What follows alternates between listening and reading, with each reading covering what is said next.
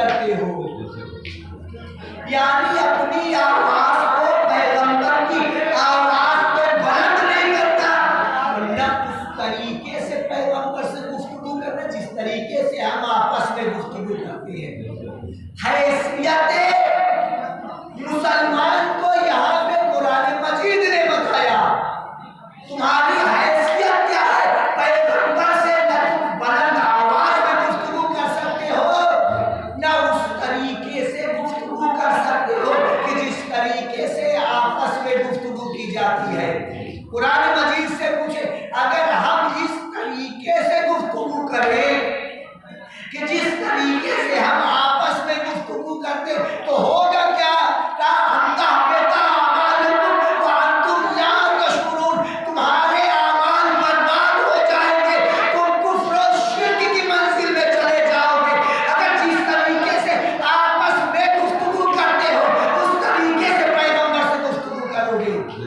یہ قرآن مجید کی آیت ہے۔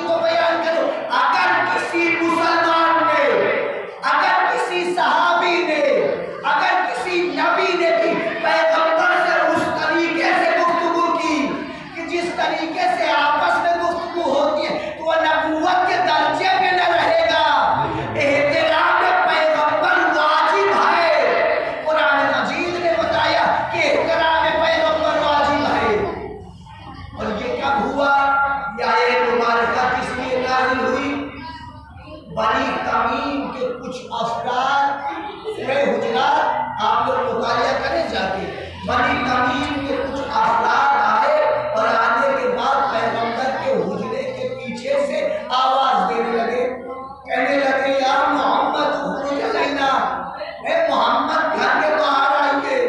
جب پیغمبر گھر کے باہر آئے تو پیغمبر کے سامنے انہوں نے فخر و مباحات کرنے کی کوشش کی۔ پیغمبر کے سامنے ظاہر کیا کہ ہم بھی کوئی شے ہیں، ہم بھی شخصیت ہیں۔ پیغمبر کے سامنے جیسے ہی یہ ظاہر کرنے کی کوشش کی، فوراً پیغمبر کے سامنے کہنے لگے ہم چاہتے ہیں کہ اپنے قبیلے کی شان و شوکت اور منزلت کو بیان کریں۔ پیغمبر نے اجازت دی، اب اس کا ایک ذاتی گیا اور جانے کے بعد بنی تمیم کی فضیلت بیان کرنے لگا۔ جب بنی تمیم کی فضیلت بیان کر چکا اور بیٹھا تو پیغمبر نے اپنے ذاتی و خطیب کو بھیجا۔ جب پیغمبر کا خطیب گیا تو جانے کے بعد اس نے اسلام کی فضیلت بیان کی، وہ پیغمبر نے اسلام کی فضیلت بیان کی۔ جب پیغمبر کا خطیب بیٹھ گیا تو بنی تمیم نے اپنے شاعر کو بھیجا۔ بنی تمیم کا شاعر گیا اور جانے کے بعد اس نے بنی تمیم کی فضیلت اور بنی تمیم کی فضیلت بیان کی۔ جب بنی تمیم کی فضیلت بیان کر کے بیٹھ گیا تو پیغمبر نے اپنے شاعر کو بھیجا۔ جب پیغمبر کا شاعر گیا تو بہترین الفاظ میں اسلام کی بھی فضیلت بیان کی، پیغمبر نے اسلام کی بھی فضیلت بیان کی۔ جب فضیلت بیان کی تو بنی تمیم کے شخص میں سے ایک شخص کہنے لگا قسم خدا کی پیغمبر کا شاعر ہمارے شاعر سے بہتر ہے، پیغمبر کا خطیب ہمارے خطیب سے بہتر ہے۔ جیسے ہی یہ کہا